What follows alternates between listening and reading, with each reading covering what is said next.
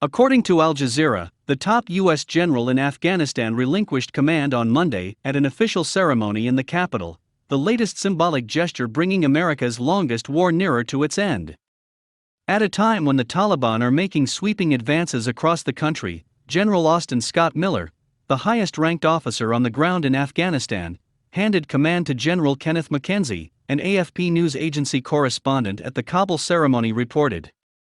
Miller has been in Afghanistan since 2018, but in May was charged by Commander-in-Chief President Joe Biden with organizing the final withdrawal of U.S. troops, to be completed by the end of August.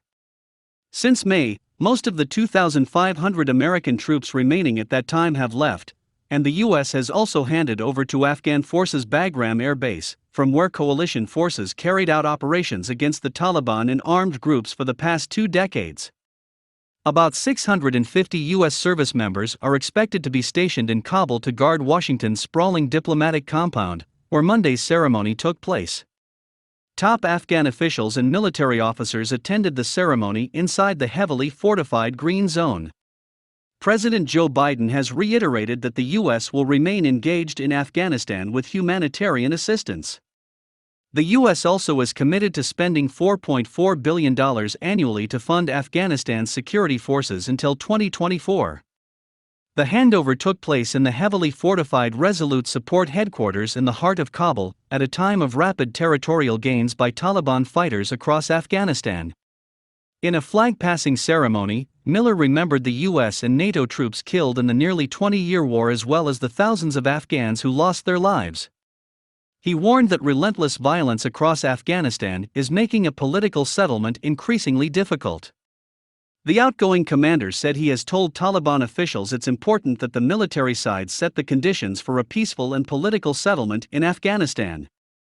But we know that with that violence, it would be very difficult to achieve a political settlement. The Afghanistan National Defense and Security Forces, mostly funded by the United States and NATO, have put up resistance in some parts of the country, but overwhelmingly Afghan government troops appear to have abandoned the fight. In recent weeks, the Taliban have gained several strategic districts, particularly along the borders with Iran, Uzbekistan, and Tajikistan. Afghanistan's National Security Advisor Hamdullah Mohib, who attended the handover, said the U.S. and NATO withdrawal has left a vacuum that resulted in Afghanistan's national security forces stranded on the battlefield without resupplies, sometimes running out of food and ammunition. In comments after the ceremony, Mohib said the greatest effect of the withdrawal is a lack of aircraft to resupply troops. Currently, the government is regrouping to retake strategic areas and defend its cities against Taliban advances. The Taliban control more than one-third of Afghanistan's 421 districts and district centers. A Taliban claim that they control 85% of the districts is widely seen as exaggerated.